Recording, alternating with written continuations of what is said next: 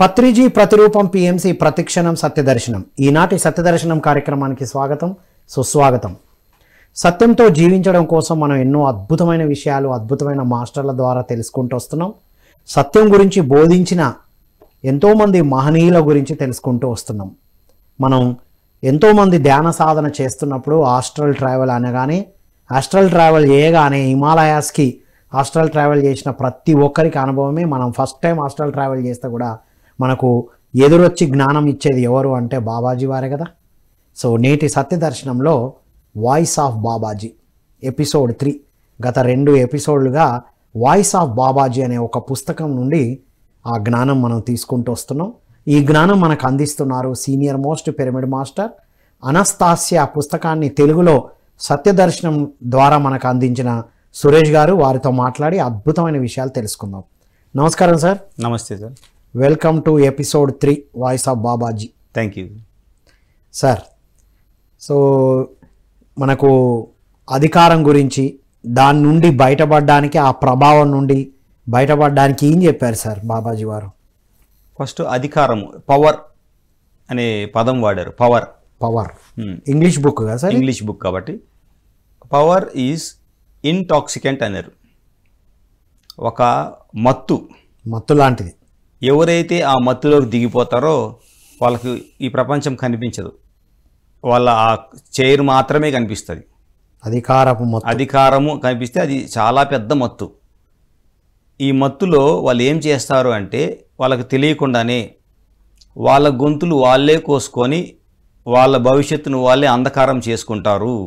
ఆ మత్తు తొందరగా వదలదు. అంటే వెళ్ళేంతవరకే కానీ తర్వాత ఒక్క స్టెప్ తర్వాత ఇంకొక స్టెప్ అలా వెళ్తూ సొరంగంలోకి వెళ్ళిపోతారు. అంటే ఇంకా వాళ్ళ గొంతు వాళ్ళే కోసుకునే స్థితికి అలాగా కంపేర్ చేశారు మహావతార్ బాబాజీ. సో పవర్ నుంచి దూరంగా ఉండడం చాలా చాలా ఇంపార్టెంట్. అధికారం అనే ఒక ప్రభావము, పేరు అంటారు, ప్రతిష్ఠ అంటారు. సో ఇవన్నీ కూడా పెద్ద మత్తు, డ్రగ్స్ కాదు. ఇది చాలా అపాయమైన మత్తులు. అంటే మిగతా ఏది తీసుకున్నా కొంతసేపట్లో దిగుతుంది. ఇది సాధించే అంతవరకు దిగడు. ఇక అది దిగడు. తను సాధించడం కాదు, ఇంకే పెరుగుతూనే చేయకూడని అన్ని చేస్తారు. అది మరి అంటే ఇప్పుడు బాబాజీ వారు జనరల్గా అధికారం గురించి చెప్పారు. ఆధ్యాత్మికతలోకి వచ్చిన తర్వాత కూడా ఇది జరుగుతుంది అని చెప్పారా? ఆధ్యాత్మికతలో వచ్చినాము అంటే అది లేకపోవడమే ఆధ్యాత్మికత. అసలు ఏ అధికారము, ఆకాంక్ష లేకుండా ఉండడమే అది ఆధ్యాత్మికత. అది ఉంటే లేనట్టే. అది అంటే అధికార వాంఛ ఉన్నప్పుడు ఆధ్యాత్మికత లేనట్టు. ఆధ్యాత్మికత ఉంటే అధికార వాంఛ ఉండదు. రెండు ఒక దగ్గర ఉండయి. అవన్నీ వదులుకొని వస్తేనే ఆధ్యాత్మికత అనబడుతుంది. ఎస్, ఇది వండర్ఫుల్ సార్. పత్రిజీ ఒకసారి ఏదో పదవి ఆఫర్ చేస్తే, వద్దు సార్ నాకు ఏ వద్దు, ఏవి వద్దనుకున్న వాళ్ళకే ఇవ్వబడతాయి అన్నారు పత్రిజీ. అవును. బేసిసం అంటే ఏంటి?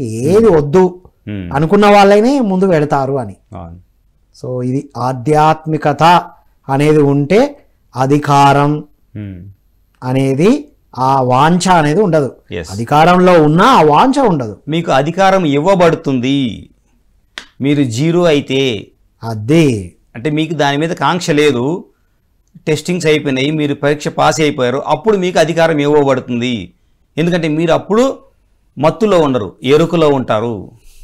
మత్తులో ఉండి అధికారం చెలాయించేది ఒకటి, మత్తు లేకుండా ఎరుకలో ఉండి అధికారం చెలాయించేది ఒకటి. అంటే ఒక బాధ్యతాయుతంగా ఉండాలనే ఎరుక వచ్చినప్పుడు వస్తుంది మనకి. నిస్వార్థంగా ఆ బాధ్యతని, ఇది నాకు ఇచ్చిన అంటే భగవంతుడు లేకపోతే హయ్యర్ సెల్ఫ్ ఒక పని ఇచ్చారు, ఈ పనిని నేను దైవ కార్యంలాగా చెయ్యాలి అనుకున్నప్పుడు అది దైవ కార్యంలాగానే జరుగుతుంది. తన మన భేదం ఉండదు.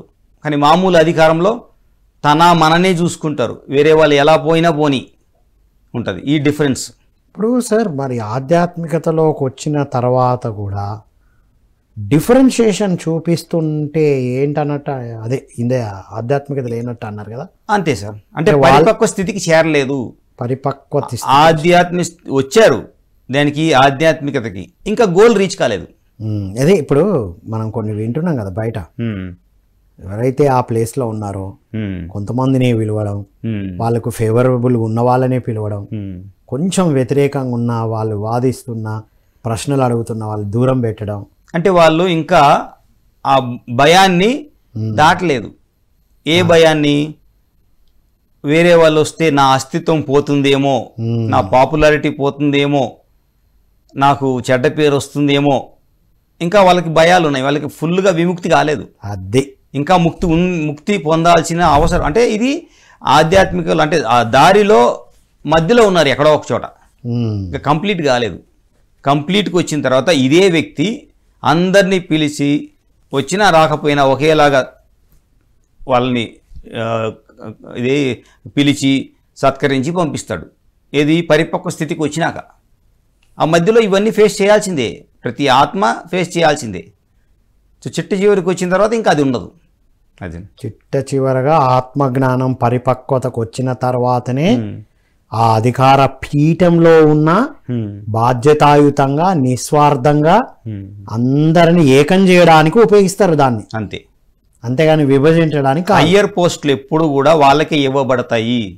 ధర్మయుగం వచ్చేటప్పుడు, ధర్మయుగం వచ్చే సమయంలో అలాంటి వాళ్ళనే ఎంచుకుంటారు. ఇవైతే ఈ పవరు, ఇవన్నీ గ్రీడ్, ఇవన్నీ ఉన్నాయో ఇవన్నీ మధ్యలో కొట్టుకుపోతాయి. చిట్ట చివరికి వచ్చేసరికి సత్యమే విజయం అంటే పాలకులందరూ సత్యంలో ఉన్న వాళ్ళే వస్తారు. ఈ దేశం ఆ దేశం కాదు, ఎందుకంటే ఈ దేశాలకు సంబంధించింది కాదు, ఇది భూమి యొక్క అడ్మినిస్ట్రేషన్కి సంబంధించింది. వాళ్ళు ఎన్నుకోబడతారు, మనం ఓట్లేసి కాదు. వాళ్ళ యొక్క ధర్మ ఆచరణ అని చెప్తారు. మిమ్మల్ని ఈ పవర్ అంటే అధికారం నుంచి ఏది బయటపడేస్తుందంటే మీ యొక్క ధర్మ ఆచరణ. మీరు ధర్మంగా జీవించినప్పుడు ఆ ధర్మము చేత మేము గుర్తించి మిమ్మల్ని ఆ అధికారం ఇస్తాము. మీరు ఒక్క రోజులో పిఎం అయిపోవచ్చు, మీకు ఏ బ్యాక్గ్రౌండ్ లేకపోవచ్చు. ఎందుకు? ఈ ఓట్లేసి కాదు అక్కడ జరిగేది, ఓట్లు ఆటోమేటిక్గా పడతాయి. కానీ ఆ అధికారంలో మీరు ఆ పని చేయాల్సి ఉన్నప్పుడు మిమ్మల్ని ఎలాగో, ఎందుకు ఇన్ని భ్రమలు చేసేవారు, ఆ భ్రమ చేయలేరా? అంతేగాదు గురువులు. ఇప్పుడు ఇప్పటికి చూస్తున్నాం కదా సార్, ఈ పోయిన ఎలక్షన్స్ నుంచి అంతకుముందు నుంచి కూడా గత 10 సంవత్సరాల నుంచి కొత్త వాళ్ళు, ఎలాంటి బ్యాక్గ్రౌండ్ లేని వాళ్ళు అలా ఒక్కసారి కంటెస్ట్ చేస్తే చాలు గెలిచిన వాళ్ళు ఉన్నారు. ఈసారి ఇంకెక్కువ ఉన్నారు భారతదేశం మొత్తంలో కొత్త వాళ్ళు, యువకులు. అంటే అది కనబడుతుంది మీరు అన్నట్టు, ప్రపంచవ్యాప్తంగా జరుగుతుంది ఇది. ఇప్పుడు మనం ఇండియా వైడ్గా చూస్తే ఏ డెవలప్మెంట్ అయినా సరే భూమికి సంబంధించింది కాబట్టి మనకు వాళ్ళ గురించి తెలియదు, కానీ గురువులకు అందరూ తెలుసు. సో ప్రతి కంట్రీలో, ప్రతి దేశంలో ఎవరైతే ధర్మాచరణలో ఉంటారో వాళ్ళందరినీ ఆ యొక్క భూమి యొక్క పరిణితి స్థితిలో ఇది బ్లూ ప్రింట్లో ఎవరెవరు ఎక్కడ ఉండాలో వాళ్ళు ఆ పావులు కలుపుతారు, ఉండబడతారు అంతే. అంటే భూమి అసెన్షన్ అయ్యే సమయంలో ఆల్రెడీ ఇలా అసెండ్ అయి జీరోనెస్లో ఉండి ఏకత్వం మాత్రమే వాళ్ళ ఎజెండా ఉన్న వాళ్ళందరూ అక్కడ వచ్చి కూర్చుంటారు, ఆటోమేటిక్గా వస్తారు. అంటే ఇప్పుడు బయట పాలిటిక్సే కాదు, సంస్థల్లో కూడా కదా, ఎక్కడైనా సరే ఆధ్యాత్మిక సంస్థల్లో ఒకటే రూల్, అక్కడ కూడా ఎన్నుకోబడతారు, వాళ్ళే రాబడతారు. అంతేగాని ఇప్పుడు ఈ ఇద్దరి మీద పోటీ వస్తుంది అనుకుంటారు, ఇద్దరిని తప్పించి మూడో వాడిని పెడతారు. ఇద్దరు ఫైటింగ్ చేసుకుంటున్నారు, నేనంటే పరిస్థితి ఎలా మారుతుందంటే ఇద్దరిని ప్రకృతి విడదీస్తుంది, పక్కకు మూడో వాడిని పక్కన పెడుతుంది. అది సో ఇది ఎవరికి తెలియదు, అందుకే భవిష్యత్తు ఎవరికి తెలియదు అంటారు. అంటే కింద జరిగేదంతా మన మానవ ప్రయత్నంతో, మానవ ఆలోచనలతో జరుగుతున్నాయని అనుకుంటున్నాం మనం, కానీ అది పైనుంచి జరిపించబడుతుంది అనేది అందరు గుర్తించాలి. ముఖ్యంగా ఆధ్యాత్మిక సంస్థల్లో ఉన్న వాళ్ళకి ఇది ఇంకా బాగా అర్థం అవ్వాలి. అవును, ఇది ఎంతమంది ముందుకు వస్తే అంత బెటర్ కదా సార్. ఎప్పుడే ఎందుకు ఆధ్యాత్మికతో సరెండర్ అండ్ యాక్సెప్టెన్స్కి అంత విలువ ఉందంటే, సరెండర్ అయితే ఎప్పుడైతే మనం సమర్పణ భావంతో ఉంటామో, యాక్సెప్టెన్స్ అంటే అంగీకరిస్తామో, ఇవి రెండు మిగతా అన్నిటిని తీసుకెళ్తుంది, మీ బండి అంతా అదే నడుపుతుంది. శరణాగతి తత్వము ప్లస్ అంగీకార తత్వం రెండు కలిగి ఉంటే చాలు, అంతే. అది గ్రేటెస్ట్ ఆధ్యాత్మికత కదా సార్. అవి మామూలుగా వచ్చేటి కాదు, అది హయ్యెస్ట్ స్టేజ్కి ఎదిగితే కానీ అది రాదు, ఎంత సీట్లో కూర్చున్నా కూడా. ఇవి రెండు ఉన్నప్పుడు ఎలాంటి సీట్లో కూర్చున్నా వాళ్ళు ఏకత్వంతో ధర్మాచరణ, సీటుకి సంబంధం లేదు అక్కడ, సీటుతో కాదు కదా సార్. ఒక్కోసారి ఆ సీటు యొక్క పవర్ పాస్ అయ్యి ఇంకోలాగా అవుతారు కదా, అది జరగదు ఇక. అది జరగదు. సీట్ అనేది ఓన్లీ నామమాత్రము. అధికారం ఉండే వాళ్ళు సజాయిస్తారు. ఎస్. ద్వారకా నగరానికి రాజు బలరాముడు, చక్రం తిప్పింది శ్రీకృష్ణుడు. శ్రీకృష్ణుడికి అధికారం లేదు అక్కడ, చక్రం తిప్పింది శ్రీకృష్ణుడు. ఎందుకు? ఆయన దగ్గర అన్నీ ఉన్నాయి. సీటు పట్టుకుంటే మనం ఆ సీటుకే పరిమితం అవుతాం. మనం జ్ఞానానికి పట్టుకున్నాం అనుకో శ్రీకృష్ణుడు అవుతాం. దేనికి అంటుకోరు శ్రీకృష్ణుడు. ఎక్కడ యుద్ధం చేయడు కానీ అనుకుంటాడు అన్నిట్లో. ఆయన అన్ని సూత్రధారి ఆయన. అంటే ఇప్పుడు ధర్మాచరణతో ఉన్న వాళ్ళందరూ సూత్రధారిగా ఉంటారు. ఇప్పుడు సూత్రధారుల వల్ల జరిపించబడుతున్న పాత్రధారులం మనం. విట్నెస్. ఎస్, మనందరం పాత్రధారులం. ఏ ఏ పాత్రల్లో ఉన్నామో, ఏ ఏ అధికారంలో ఉన్నామో, ఆధ్యాత్మిక సంస్థలో అయినా, బయట అయినా, ఇంట్లో అయినా, ఎక్కడైనా అవును అధికారంలో ఉన్నాము అంటే మనం పాత్రధారులం. నేను సూత్రధారణ విర్రవీగితే అంతే సంగతులు. మూడోవారు వస్తారు ఇద్దరి మధ్యలో వస్తారు. ఇది అల్టిమేట్ పాయింట్. ఇంకొకటి పవర్ అనే దానికి ఒక అద్భుతమైన ఇది ఇచ్చారు. పవర్ ఎలా వస్తుంది అనేసి మూడు పదాలు వాడడం జరిగింది మహావతార్ బాబాజీ. ఒకటి పీస్ అంటే శాంతి, రెండోది పవర్ అంటే అధికారము, మూడోది ప్రాస్పరిటీ అంటే ఎవరైనా సరే అభివృద్ధి చెందాలనుకుంటారు, దినాభివృద్ధి, సమృద్ధి. అది ప్రపంచంగా కానీ ఆధ్యాత్మికంగా కానీ. ఆత్మ అంటే ఎదుగుదల, భూమి మీదకి వస్తే ఎదగాలి, ఉన్న స్థితి నుంచి ఉన్నత స్థితికి. ఈ మూడు అంటే పీస్, పవర్ అండ్ ప్రాస్పరిటీ. ఈ మూడు ఎలా సాధ్యము అంటే చిన్న ఎగ్జాంపుల్ చెప్తారు ఆయన, చిన్న డెఫినేషన్. ఏమి కష్టమే కాదు. ధ్యానము మరియు మౌనము అంటే మౌనము మరియు ధ్యానము. Silence and meditation are the 2 keys for 3 P's. Peace, 3 P's. Peace, power and prosperity. చెప్పండి, శాంతి ఉండాలి మన ఇంట్లో, మన దేశంలో, ఈ ప్రపంచంలో. నాకు అధికారం ఉండాలి ఎక్కడ? ఇంట్లో, బయట, ప్రపంచంలో. నేను దినదినము అభివృద్ధి చెందాలి అంటే వాళ్ళు పాటించాల్సింది ఎగిరెగిరి గంతేసి పరిగెత్తి గిరిగెత్తి ఏమి కాదు, అరవడమూడు కాదు. సైలెన్స్ ఒకటి, మౌనము. రెండోది మెడిటేషన్ అంటే ధ్యానము. ఈ రెండిటితో ఇవి 3 సాధిస్తారు అని చిన్న స్టేట్మెంట్లో మొత్తం ఆధ్యాత్మికం ఇచ్చేశారు. మరి మహావతార్ బాబాజీ ఎన్ని సంవత్సరాల నుంచి భూమి మీద ఉన్నారు, అన్నిటిని విట్నెస్ చేస్తున్నారు. ఆయనకి ఎంత పవర్ ఉంటుంది. ఏ రోజు దుర్వినియోగపరచలేదు. కళ్ళెమ్మటి నీళ్ళు వస్తాయి వీళ్ళు చేసే అకృత్యాలకి, కానీ ఎప్పుడు వాళ్ళ విషయాల్లో నువ్వు ఇది చెయ్యి, నువ్వు మార్చుకో అని చెప్పింది లేదు. ఇప్పుడు మనం కింద ఉన్న వాళ్ళని చూస్తేనే ఎన్ని వికట చేష్టలు కనబడతానే మనకు, కానీ వాళ్ళకి తెలియదా? అవును. అయినా సరే జడ్జ్ చేయకుండా ఎప్పుడు ఏ సమయం వచ్చినప్పుడు వాళ్ళని ఎక్కడి నుంచి తప్పియాలో వాళ్ళకి తెలుసు. అంతే. అంటే 2 S'లు ఆచరిస్తే 3 P's వస్తాయి. Wonderful sir. ఇంకా ఏం చెప్తారు ఫైనల్గా అధికారం గురించి? ఇంకేమైనా ఉన్నాయా పాయింట్స్? అధికారం అంటే ధర్మాన్ని వదలొద్దండి. ఆ ధర్మమే మిమ్మల్ని ఆ ప్లేస్కి తీసుకెళ్తుంది. అధికారం ఉండొచ్చు ఎందుకంటే గత జన్మల వాసన, కానీ ఈ జన్మలో మనం ధర్మం కానీ ఆచరిస్తూ ఉంటే ఆటోమేటిక్గా ఆ వాసనలు వెళ్ళిపోయి మీరు ఒక కొత్త జీవితంలోకి వస్తారు, నిస్వార్థ జీవితంలోకి. పిఎస్ఎస్ఎంలో మనకు మెయిన్ ఇక్కడ కానీ, లేకపోతే గురు గ్రంథ్ సాహిబ్లో గురునానక్ వాళ్ళు కూడా చేసేది సేవే. ఎప్పుడైతే మీరు సేవలో నిమగ్నం అవుతారో మీకు ఆ పదవి ఆకాంక్ష వెళ్ళిపోద్ది. మీరు అందరికీ సేవ చేయాలి. ఆడ ఒకరికి ఇద్దరికి సేవ చేస్తే కుదరదు.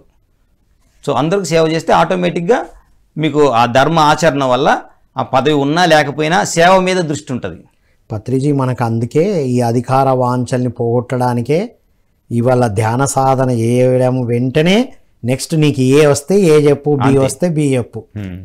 అంటే ఈ సేవలో మునిగి మనకు అధికారం అనేది లేకుండా అసలు ఆ వాంఛని తీసేశారు. అంటే సార్ ఇప్పుడు బాబాజీ వారు ఏదైతే చెప్పారో వాటికి ఆచరణాత్మకమైన సూత్రాలు ఇచ్చి మనతో సాధింపజేశారనిపిస్తుంది పత్రి సార్. అందుకే ఇప్పుడు ధ్యాన సాధన చేశాం, మౌన సాధన చేయమన్నారు, స్వాధ్యాయం చేయమన్నారు, సజ్జన సాంగత్యం చేయమన్నారు, సేవ చేయమన్నారు, అనుభవాలు వినమన్నారు.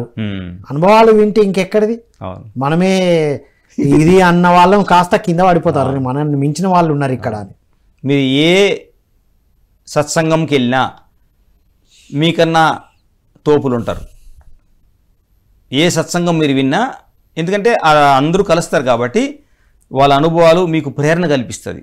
ఓహో. ఇప్పుడిప్పుడు వచ్చే ధ్యాన సాధకులు చెప్పే అనుభవాలు వింటే మైండ్ బ్లో అవుతుంది. నేను మొన్న ఒక క్లాస్కి వెళ్తే అక్కడ చెప్పారు, తథాగత పిరమిడ్ ఓపెన్ అయినప్పుడు ఆమె పూజలు చేసేది ప్రతిరోజు 2 గంటలు.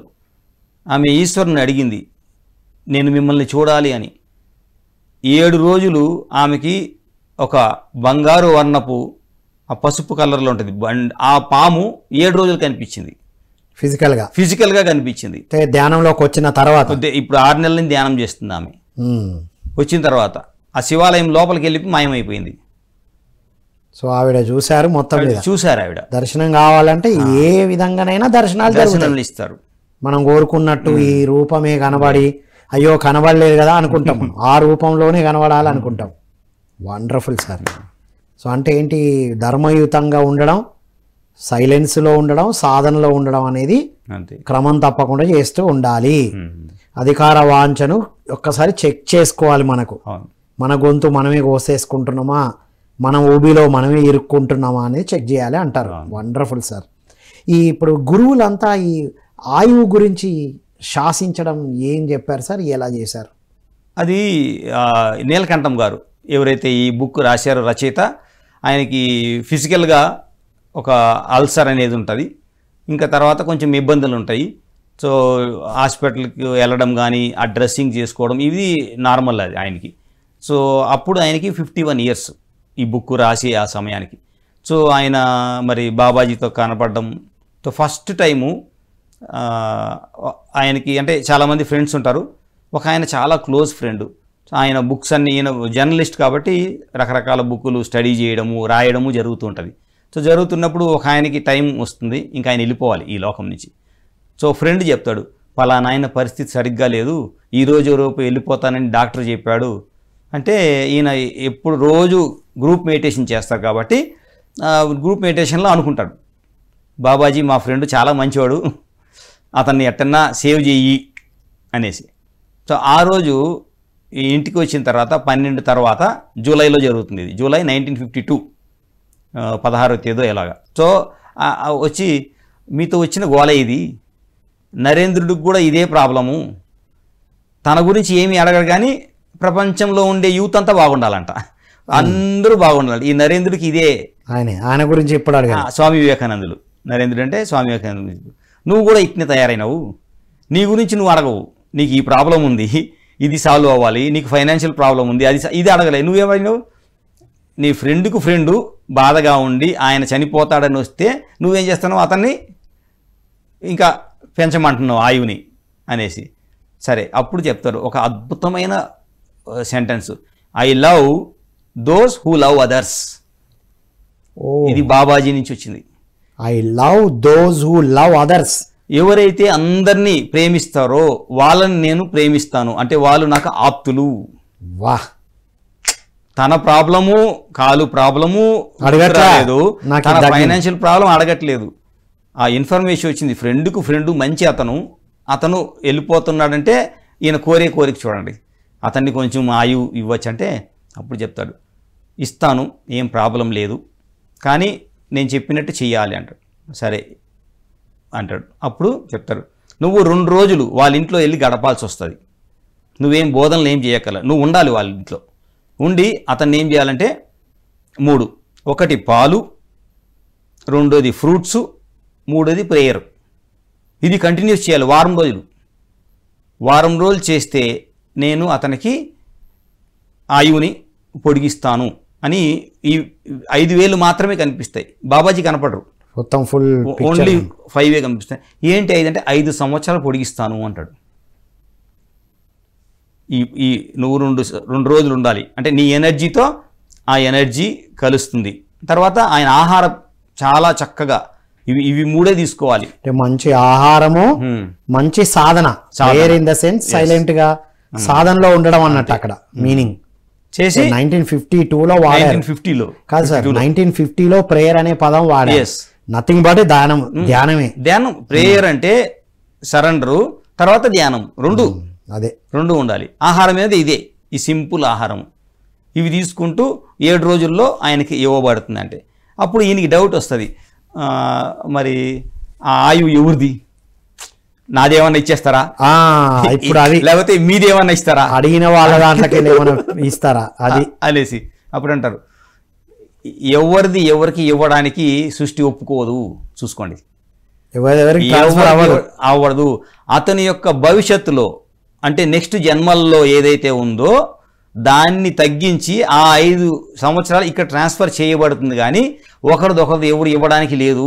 అదే తల్లిదండ్రులు ఆశిస్తారు కదా, నా ఆయుష్ కూడా లేదు లేదు, అవన్నీ జరగదు. మీ ఆయుష్ పోయారు, వాళ్ళ ఆయుష్లోనే అంటే ఆశీర్వాద బలంతో ఫ్యూచర్ లో వాళ్ళ జన్మలో కొంత తగ్గించి పోస్తారు. మీ అకౌంట్ లో డబ్బులే తీసి ముందిస్తారు అంతే, అంతే.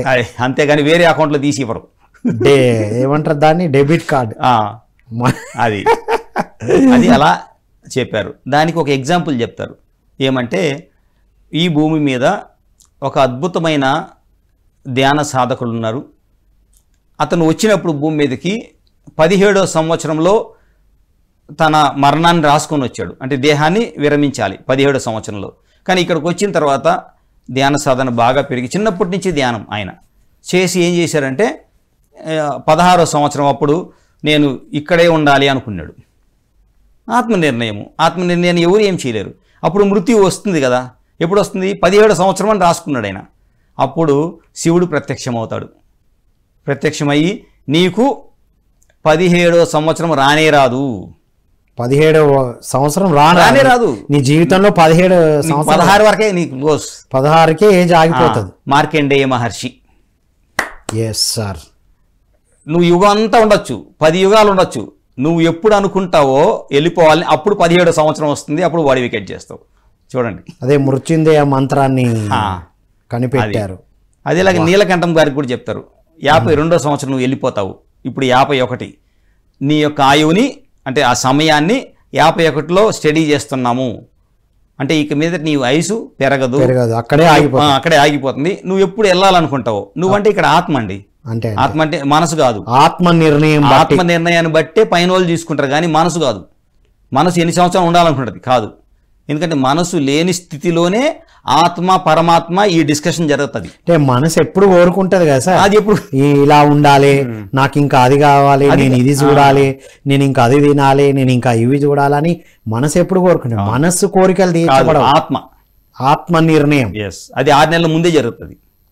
వెళ్ళిపోవాలనుకున్నప్పుడు 6 నెలల ముందే ప్రకృతి అన్ని సరి చేసుకొని బాడీ క్షీణించడమో లేకపోతే ఇంకొకటి ఏదో సిచ్యువేషన్ క్రియేట్ చేయడం, ఇదంతా ఎవరు ఆత్మ యొక్క కోరిక మేరకే ప్రకృతి స్పందిస్తుంది. ఏది బలవంతంగా భూమి మీద జరగదు. సో మొత్తం మీద I love those who love others అని 5 సంవత్సరాలు వారి జీవితంలో తీసి ఎక్స్టెండ్ చేశారు. వావ్. నెక్స్ట్ ఏం జరిగింది నీలకంఠం గారికి? నెక్స్ట్ ఈ బుక్లు ఫస్ట్ బుక్ సెకండ్ బుక్ ఎప్పుడు అది పబ్లిష్ కావాలి అంటే అక్టోబర్ 29వ తేదీ ఫస్ట్ బుక్, డిసెంబర్ 31 లోపల రెండో బుక్ అంటారు. డేట్ 1952లో రిలీజ్ అయినాయి ఈ బుక్స్ డేట్తో సహా. మరి నా దగ్గర డబ్బులు లేవు ఆ పబ్లిష్ చేసేదానికి. అంటే దాని గురించి నువ్వు ఆలోచించొద్దు. ఒక మేడము ఆల్రెడీ నీ బుక్కులు చదువుతుంది, జర్నలిస్ట్ కాబట్టి బుక్కులు రాస్తుంటారు.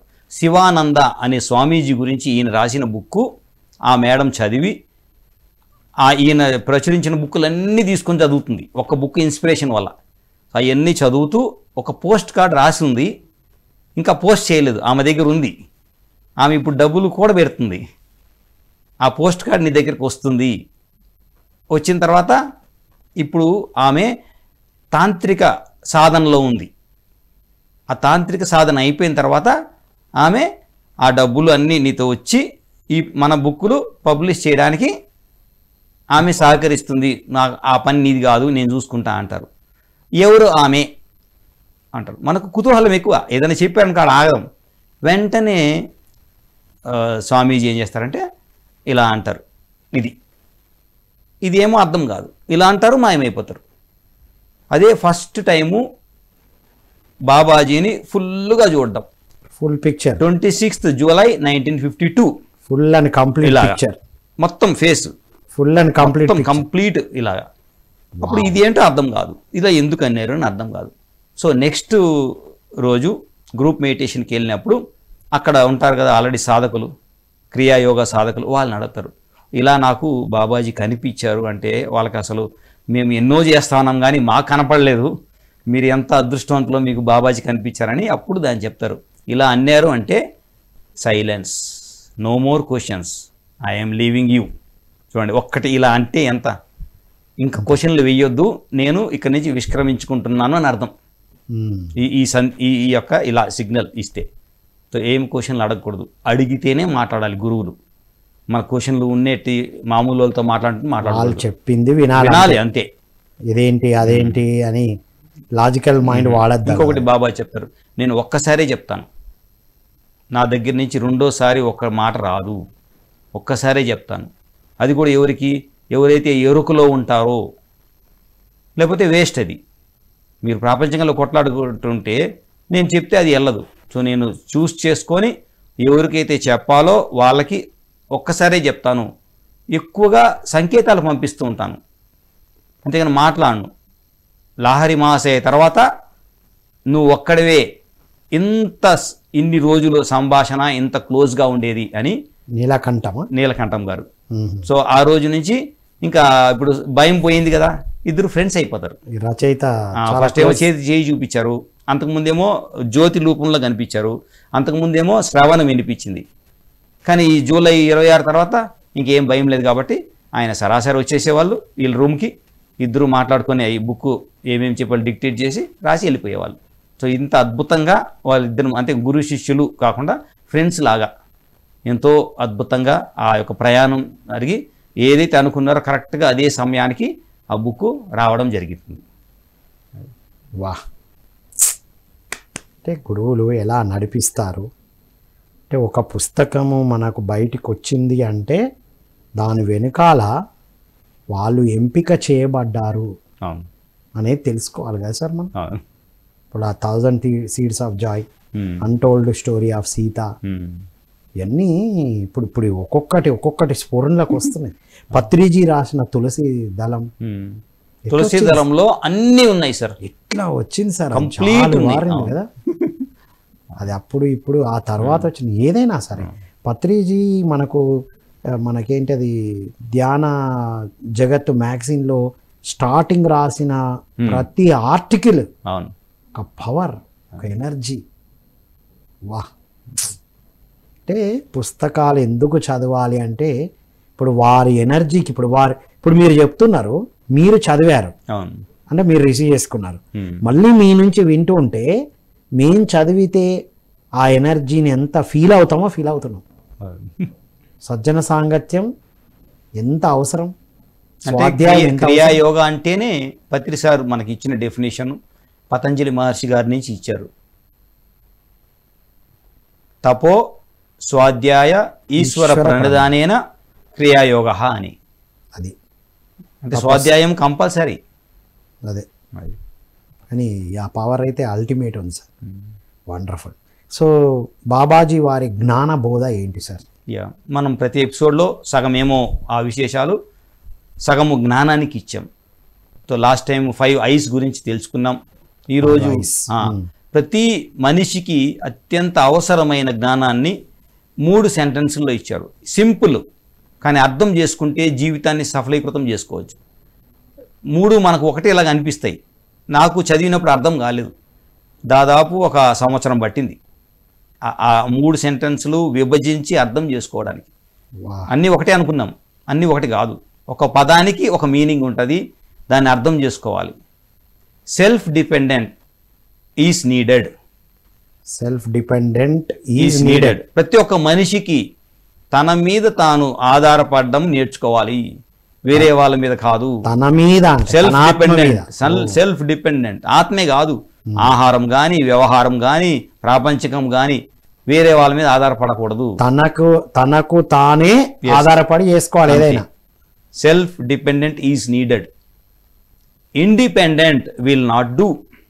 Independent will not do. స్వతంత్రము పనికిరాదు. Freedom alone is not enough. Freedom మాత్రమే సరిపోదు, అంటే స్వేచ్ఛ ఉంటే మాత్రం సరిపోదు. నువ్వు స్వేచ్ఛ ఉన్నా, నువ్వు ఇండిపెండెంట్గా ఉన్నా, సెల్ఫ్ డిపెండెంట్ నువ్వు నీకు సంపాదించుకోకపోతే ఇతరుల మీద ఆధారపడినట్టే కదా. అవును, సెల్ఫ్ డిపెండెంట్ గా లేకపోతే నీకు కావాల్సిన అవసరాలు, నీకు కావాల్సిన డబ్బు, నీకు కావాల్సినది నువ్వు సంపాదించుకునే స్థితిలో ఉండాలి. వావ్, ఏమి ఊరికనే వచ్చేది కాదు. అంతే కదా, పత్రిజ ఏమన్నారు, సాధన చేయండి, భుక్తి కోసం ఏదైనా చేయండి. మీరు మధ్య మార్గము, బుద్ధిలో మొన్నే వచ్చింది మనకి, మధ్య మార్గము. సంపాదించుకుంటూ ఉండద్దు, సంపాదించు, దాంట్లో అనుభవం రావాలి. డబ్బులు ఎలా వస్తాయి, ఎంత కష్టపడితే వస్తాయి, ఊరికేనే రావు. సంసారము చెయ్యాలి, దాంట్లో ఎన్ని కష్టాలు ఉంటాయి, ఒడిదొడుకులు ఉన్నాయి, ఊరికేనే వచ్చేసేది కాదు. ప్రతి పని భూమి మీదకి వచ్చామంటే మధ్య మార్గంలో ఉండాలి. నీ మీద నువ్వు డిపెండ్ అవ్వాలి. నాకు 2021లో మళ్ళీ 2022లో పత్రిజీ అంటే డైరెక్ట్గా చూపించారు. 2 సన్నివేశాలు క్లియర్ అయిపోయింది. ధ్యాన్ జగత్ ఆఫీస్లో మామూలుగా సేవ చేసేదానికి వెళ్తాము. ఒకరోజు 11 అయిపోయింది నైటు, ఇంకా మళ్ళీ ఇంటికి వెళ్ళి వస్తాంలే, ఇంకా సారేమో ఇట్లా అన్నారు. ఇలా అంటే అందరూ వెళ్ళిపోవాలి, ఇంకా ఉంటే దెబ్బలు పడతాయి. సో ఇలా అన్నారు, ఇంకా వెళ్ళిపోదాం. సో అందరూ వెళ్ళినారు, సారు వాష్రూమ్కి వెళ్ళారు. వచ్చేంతవరకు వెయిట్ చేసిన ఆ కట్టన్ దగ్గర. వచ్చినారు, వచ్చిన వెంటనే అడిగినాను, సార్ మార్నింగే వస్తాను సార్ అన్నాడు. వాయిస్ చూడాలి, ఏమక్కర్లే అంటే మనము సేవ చేస్తే ఆయన హీల్ అవుతారు అనుకుంటున్నాం, బుద్ధిమాలిన మనం. వాయిస్ చూడండి, ఏమక్కర్లే. ఇప్పుడు నాకు వణుకు స్టార్ట్ అయింది, గుమ్ముని వెళ్ళిపోయినా. ధ్యాన జగత్తులోనే పడుకున్నాము. పొద్దుట 5 గంటలకు రావాలి, ఏది మళ్ళీ అదే రూమ్లోకి రావాలి. ఇప్పుడు వెళ్ళాలన్నా వద్దా సంశయం. అంటే పత్రి సార్ ఏం చూపించారంటే, నేను ఎవరి మీద డిపెండ్ గాను ఆఖరి శ్వాస వరకు. అది నా మీద అనుకుంటున్నారు ఈ బాడీ చూసి, ఏదో మనం ఎత్తుతూ ఉంటే, ముగ్గురు ఎత్తుతుంటే అని కాదు. అదంతా నాటకములో నాటకము. అంతే ఏంటి, నాటకములో నాటకము. దాన్ని చూసి నా యొక్క శక్తిని కానీ నా యొక్క పవర్ని మీరు తెలుసుకోలేరు అని ఆ రోజు నాకు నిరూపించారు. వాహ్. రెండో ఇన్సిడెంట్ 2022లో ప్రకృతి వ్యాలీలో 7 రోజులు ఉన్నారు సారు. అక్కడి నుంచి హైదరాబాద్ వచ్చారు, తర్వాత కడతాలకు వచ్చారు, కడతాల నుంచి మన కర్నూలు పిరమిడ్కి వెళ్ళారు. అప్పుడు ఫిబ్రవరి లాస్ట్ వారంలో పౌర్ణమి 3 రోజులు కూర్చున్నారు సారు. ఇసుకేస్తే అంత జనం, మొత్తం Buddha pyramid, Kurnool Buddha pyramid full pack అయిపోయింది. ఎక్కడ కూర్చునేదానికి లేదు, అంతమంది వచ్చేసారు. సారు 3 గంటలు ధ్యానము, ఆ పౌర్ణమి 3 గంటల ధ్యానం అక్కడే కూర్చున్నారు. సార్ని చూసేదానికి కూడా లేదు, అంతమంది జనం. సరే, నేను మల్లారెడ్డి గారు సమీర్ బాబా ఆడుని చూడండి, అక్కడ కూర్చున్నాం, ఇంకెక్కడ ప్లేస్ లేక. ఓకే, 3 గంటలు కూర్చున్నారు. చక్కగా అయిపోయిన తర్వాత షేక్ హ్యాండ్ ఇచ్చేసి పైకి వెళ్ళారు. పైన పడుకోలేదు సారు, ఒక చైర్ ఉంటే చైర్లోనే కూర్చున్నారు. సో 5 గంటలకు పిలుపు వస్తే మళ్ళీ వెళ్ళాం. సో ఆ రోజు గమనించినాం, బ్రేక్ఫాస్ట్ చేసి సారు ధర్మవరము, అనంతపురము, బెంగళూరుకి వెళ్ళాలి. అది లాస్ట్ ట్రిప్. ఇవన్నీ చేసుకుంటూ వెళ్ళడం. తర్వాత లడాక్ వెళ్ళారు. అది ఓన్లీ ఆ పర్పస్, మాట ఇచ్చారు కదా, దానికి అది క్లోజ్ చేశారు. కానీ యాక్చువల్ ట్రిప్ అయితే ఇదే యాక్చువల్. సో అప్పుడు ఆ మెట్లు దిగేటప్పుడు నేను అనుకున్నా, సార్ మనము ఎంతో శక్తివంతులం కదా, మన ఇష్టం వచ్చినట్టుగా అన్నీ జరుగుతుందంటే, ఆ చైర్లో ఇలాగే ఉంది తల, కాలు ఇలా ఉన్నాయి, నేను ఇక్కడ నొక్కుతూ ఉన్నాను. ఒక వాయిస్ వచ్చింది, ఎస్ ఎస్ ఎస్ అని. అంతే. ఇలా చూసినా, ఇక్కడ నొక్కే వాళ్ళు ఉన్నారు, ఆడ కూర్చొని, ఎవరికి వినపడలేదు. అది మీకు మాత్రమే, నాకు మాత్రమే. అంటే నేను కదా క్వశ్చన్ అడిగాను మైండ్ ద్వారా, నాకు అది వినిపించింది. సార్ని చూసిన, సార్ ఇట్నే ఉన్నారు, అసలు నోరు తెరవలేదు, ఏం లేదు, అంత వాయిస్ ఎక్కడి నుంచి వస్తుంది. లోపల అడిగినారు, వారి లోపల అక్కడి నుంచి వచ్చింది. ఓహో, అంటే ఎవరికైనా గంధం స్మెల్ వస్తుందంటే అందరికీ రాదు, ఎవరికైనా పాము కనిపించిందంటే అందరికి కనిపించదు. అన్ని ఎక్స్పీరియన్స్ అందరికి రావాలి, అందరికి రాదు. బీడీ వాసన వచ్చిందంటే అక్కడ సదానంద గురువు గారు ఉంటారు, అందరికి రాదు. అది నీకు ఆయన చెప్తాను, నేను నీ దగ్గర ఉన్నాను అని. మనం అందరికి రాదు అది. ఎగ్జాక్ట్లీ. సో ఇది అంటే అప్పుడు అక్కడ బ్రేక్ఫాస్ట్ ఉగ్గాని బజ్జీ పెట్టారు బుద్ధా పిరమిడ్ వాళ్ళు. తినేసి మెట్లు దిగుతున్నారు సారు. 3 పట్టుకున్నారండి సార్ని, 2 చేతులు ఒకరు, వెనకాల ఒకరు. ఇలా అన్నాడండి సార్. అంటే ఎట్లుంటుంది, 3 జరుపుకున్నారు. చక్కగా దిగి కిందకి వెళ్ళి హాల్ ఉంటుంది ముందర, డైనింగ్ తర్వాత అక్కడ వెళ్ళి కూర్చున్నారు, ఎవరి సహాయం లేకుండా. అంటే నేను అక్కడ గమనిస్తూ ఉన్నా, డైలాగ్ అయింది కదా మనసుతో, నేను ఎవరి మీద డిపెండ్ కాలేదని చూపించడానికి ఇట్లా ఇదిలించి నడుచుకుంటూ వెళ్ళి అక్కడికి వెళ్ళి ఇచ్చినారు. అంటే నన్ను ఈ శరీరం పరంగా మీరు కానీ చూస్తే మీ అంత మూర్ఖులు వేరే వాళ్ళు కాదు. అంత ఫిజికల్ బాడీని చూసే అసలు సార్ డెసిషన్ తీసుకున్న తర్వాత నుంచి అందరూ ఫిజికల్ బాడీని చూసే మాట్లాడారు. కానీ మనము సార్ దగ్గరికి వెళ్ళలేదు సార్, ధ్యానంలో కూర్చున్నా. సార్ మీ దగ్గర రాలేకపోతున్నాం అంటే మెసేజ్ ఇచ్చారు. నువ్వు ఆత్మలాగా ఆత్మస్వరూపులాగా చూస్తున్నావు, దగ్గరికి ఎందుకు వస్తావు, ఏం చూడడానికి వస్తావు? నిజం సార్, దగ్గరికి వెళ్ళినప్పుడు సార్ అవును సౌండ్తో ఉన్నారు, ఇలా టచ్ చేసుకొని వచ్చాను, అదే అంతే. కానీ అప్పుడు కమ్యూనికేషన్ ఎప్పుడు టెలిపతిలో జరుగుతుంది. ఏం చెప్పాలో చెప్తున్నారు. ఇప్పుడు ఇక్కడ కంటిన్యూ అయ్యమని కూడా చెప్పారు. మళ్ళీ ఇప్పుడు కూడా అవును కంటిన్యూ అయ్యి అదే మీ వర్క్ నడిపిస్తున్నారు. అంటే బాబా అంటే గురూజీలు మనకు ఎదురుపడో ఫిజికల్గా చెప్పడం, అసలు ఫిజికల్గా చెప్పకపోయినా మనకు అందుతుంది అనేది పత్రిజీ నిజంగా నిరూపించారు. ఇప్పుడు బాబాజీ వింటూ ఉంటే అందరి ఇన్కార్నేషన్ ద్వారానే మనకు అందించబడ్డది కదా సార్. Wonderful sir. సో ఈ మూడు మనం చాలా అంటే సెల్ఫ్ డిపెండెంట్, మన జీవితం కోసం మనం సంపాదించుకోవాలి, మన కాళ్ళ మీద మనం ఆధారపడాలి, వేరే వాళ్ళ మీద ఆధారపడకూడదు. స్వతంత్రం ఉంది కదా అంటే అది సరిపోదు, ఫ్రీడమ్ అంటే అది కూడా సరిపోదు. ప్రతి ఒక్క మనిషి తనకు కావాల్సింది చేసుకుంటూ ఆధ్యాత్మికంలో కూడా అక్కడ కూడా గుడ్డిగా ఎవరు నమ్మకూడదు. అక్కడ కూడా ఏది అవసరమో ఎంత ఉండాలో అక్కడ కూడా జ్ఞానం ఉండాలి. అది ఇంపార్టెంట్. ఆధ్యాత్మికతలో పత్రి సార్ మనకి ఏం చెప్పారు సార్, ఏమని కామన్ సెన్స్ వాడు, మీ కామన్ సెన్స్ నా దగ్గర ఉన్నదే అది మీకు అందించేది అదే అంటారు. ఆధ్యాత్మికతలోనే ఉన్నాం కదా, సాధనలోనే ఉన్నాం కదా, ఏది పడితే అది చేయడం, ఏది పడితే అది వినడం కాదు అని కూడా మనకు నేర్పించారు. అంటే ఇప్పుడు ఇండిపెండెంట్గా ఉండడం, ఫ్రీడమ్తో ఉండడం, ఎప్పుడు సెల్ఫ్ డిపెండెంట్గా ఉండి నీ సాధనలో నీ సంపాదనతో నువ్వు ఎదిగినప్పుడే. గుర్తుపెట్టుకోండి, ఉచితంగా వచ్చేవాడు ఆధారపడద్దు. పత్రి సారు ఇవన్నీ చేస్తున్నప్పుడు మనం ఎంతో మందితో విన్నాం. ఆనంద్ గారి గురించి చాలామంది యూత్, అప్పుడు వాళ్ళని పత్రి మేడం వాళ్ళకి గైడ్ ఇచ్చేసేది. ఊరికే సారు అంటే పడకండి, సారు వరకు ఎంతవరకు ఉండాలి అంతవరకే ఉండి మీ ఎడ్యుకేషను మీ కెరియర్ చూసుకోండి అన్నారు. 20-30% ఇవ్వండి సార్ ఉన్నప్పుడు ఈ జ్ఞానం, కానీ మిగిలిన 50% మీరు ఎప్పుడు కెరియర్ని, ఉద్యోగాన్ని, మళ్ళీ మీ ఫ్యామిలీస్ పట్టించుకోవాలి అని పత్రి మేడం ఎప్పుడు గైడ్ చేసేవాళ్ళు. ఎగ్జాక్ట్లీ, ఎన్నోసార్లు విన్నాం మనం. ఇది ట్రూ సార్. పత్రి సార్ కూడా నోటితో అన్నారు. ఒక అతను కొత్తగా మా ఫ్రెండ్ ఒక అతను పరిచయం అయితే సార్ని చూడడానికి ఎప్పుడు వచ్చేది ఎంప్లాయ్. ఒక్కసారి ఓకే, 2 సార్లు ఓకే, 3వ సారి ఏమే ఉద్యోగం లేదా, ఎందుకు వస్తున్నావు, అట్లా ధ్యానం తెలుసుకున్నావు కదా చేసుకోపో అన్నారట. నాకు చెప్పారు ఫిజికల్గా. ఏందబ్బా అసలు నేనేమో చూద్దామని ఆతురతతో వెళ్తే 3వ సారి ఇట్లా అన్నారు. మరి అంతే కదా, మరి ఎన్నిసార్లు చూస్తూ పదే చూస్తావా? ఇంకోటి సార్, పత్రిజీ మనం హైదరాబాద్ షిఫ్ట్ అయిన తర్వాత పత్రిజీ మా ఏరియాకి బెల్లంపల్లి మంచిర్యాల టూర్ ఉంది. ఒక్కసారి వెళ్ళాను, 2వ సారి అస్సలు నేను ఆ రోజు సెషన్లో ఉండిపోయా. అక్కడి నుంచి ఫోన్ చేశారు, ఏమయ్యా ఉన్నావా, భూలోకం మీద నన్ను ఉన్నావా అంటారు. ఉన్నానైతే ఉన్నాను సార్ ఇప్పుడైతే. ఏమే అంటే సార్ వర్క్ ఈజ్ వర్షిప్ అన్నారు కదా, నేను వర్క్లోనే ఉన్నాను సార్, రాలేకపోయాను. అదే కరెక్ట్, ఇది నాకు కావాలి. నాకు కూడా ఇదే జరిగింది. ఇదే మా కాలనీకి వచ్చేటప్పుడు రామ్మోహన్ గారు ఫోన్ చేస్తే నేను చిత్తూరు జిల్లాలో ధ్యాన ప్రచారంలో ఉన్నా. అప్పుడు బస్ ఎక్కి వచ్చేయచ్చు, కానీ కూర్చున్న వెంటనే నీ పని వదిలేసి నా దగ్గరికి రావద్దు, నీ పనిలో నేనున్నాను అన్నారు.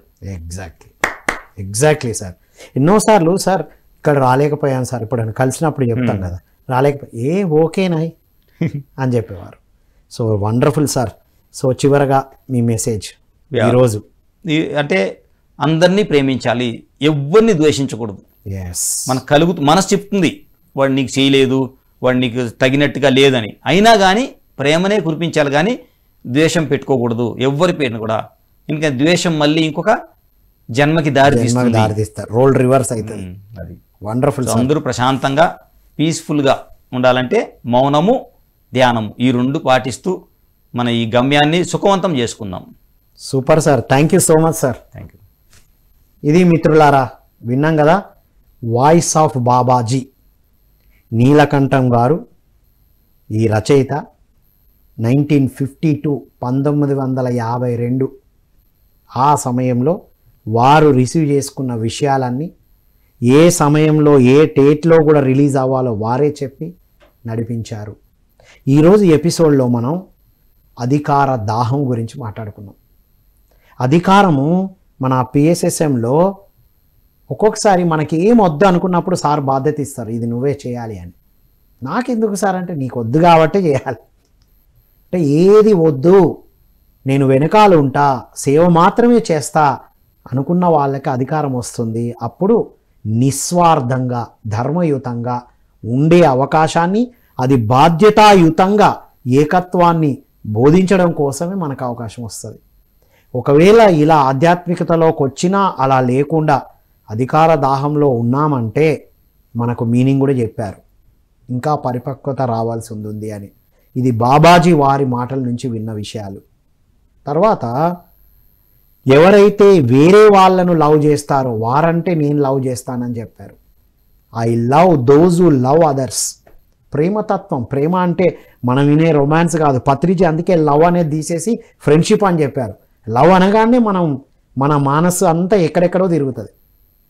యూనివర్సల్ లవ్ మిత్రులారా, బాబాజీ వారు చెప్పినా ఎవరు చెప్పినా యూనివర్సల్ లవ్, అందరి పట్ల ప్రేమ తత్వంతో ఉండడం ప్రేమ అంటే. ఇది మనం తెలుసుకున్నాం ఇవాళ. అండ్ గురువుల యొక్క బోధ అంటే బాబాజీ వారి బోధ 3 వాక్యాలు. Self dependent, independent is not enough, freedom is not enough.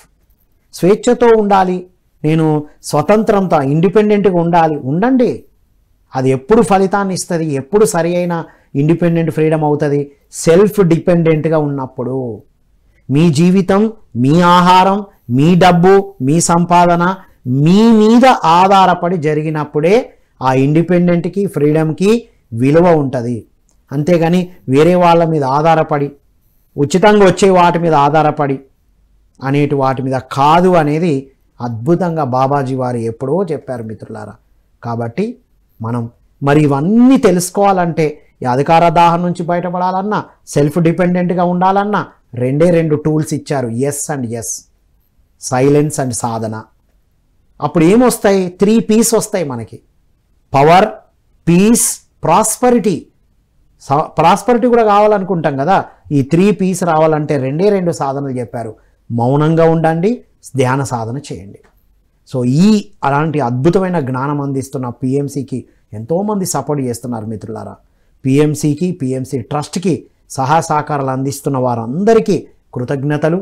మనం ఇది చూస్తున్న ప్రతి ఒక్కరూ పిఎంసి ట్రస్ట్కి సహాయ సహకారాలు అందించి ఇలాంటి అద్భుతమైన మాస్టర్ల ద్వారా, ఇలాంటి అద్భుతమైన గురువుల ద్వారా తెలుసుకునేటువంటి అవకాశం అందిస్తుంది. కాబట్టి మనందరం ఈ ధ్యాన జగత్తులో భాగం అవ్వాలని కోరుకుంటూ మరో కార్యక్రమంలో మళ్ళీ కలుద్దాం. అంతవరకు సెలవు. Thank you all.